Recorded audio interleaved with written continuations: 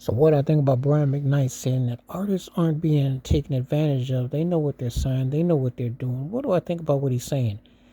Yeah, today I would say definitely. If you came around back in the day, you might have been more naive. But if you come out in the last 15, 20 years, you got no excuse to even be signing with no label. For one thing, there aren't really any majors anymore. And second of all, if you can stream and you can tour and you can, move your music from in-house or, Cash Apps or PayPal or something, you don't need the industry no more. So why are you signing a deal? Why are you signing a 360 deal where you give up your merch too? If you're touring and you giving up making merch, why would you do that? So Brian McKnight is right. You're just signing your life away. You're welcoming to be locked up on the plantation because there's no reason why you should ever sign a recording deal today. You know, artists have to understand that they know what they're getting into. You want this distribution, you want this marketing, you want this fame, you want this camera. Well, you're gonna have to give up something. And what's gonna happen is that take a cat like a Brian McKnight who can play different styles, music, etc. He had to play go along, get along to get played because he couldn't just come out and just do this thing or that thing. He had to compromise. It's part of the game. It's very compromising. There are a lot of people that can play instruments and sing and can write, but what the industry wants is cookie cutter. They want you to be manipulated by what they want. So they have a design of what they want. You'd be surprised at how people play and sing and stuff.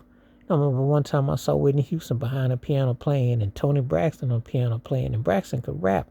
You'll never get that on record because they want it to be a certain way. It's an industry. And when you work in an industry, they expect you to kind of fold and mold and do what they want. So they give you money, they pimp you, they work your corner, and this is what they expect you to do. And this goes with the rappers too, country artists, blues, jazz. They all put you in a box. If they can put you in a box, they put you in a box. That's what they expect.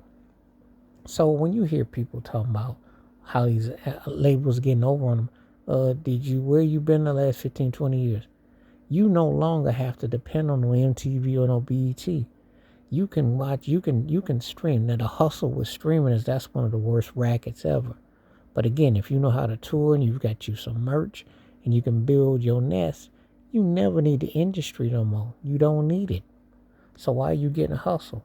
But you know what you sign up for. He's exactly right. You know what it is. You hear horror stories. You can read. You can write. You know the math don't add up. How many years and times have you heard artists telling you about what they get paid, the 7-year deals? You heard what TLC said. You didn't heard what Courtney Love said. I can name artists.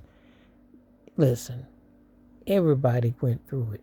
So to sit there and act like you don't know what's going on, you're lying to yourself. Brian McKnight is right about artists in the industry. So there is no advantage of it because you get paid up front a bonus, but you have to pay that money back. It's recoup. You have to sell records. They give you budgets for everything. And basically you always in debt to them. They own you and you got to figure out a way to get something back. But let's not be naive. Let's not play the role like I didn't know. You choose not to know. Reading is something that you must do, fundamental. Wash your hands, keep your mind clear, watch out for another. Share the video if you like. Stay safe, stay blessed, stay woke, stay free. On my one time. Peace.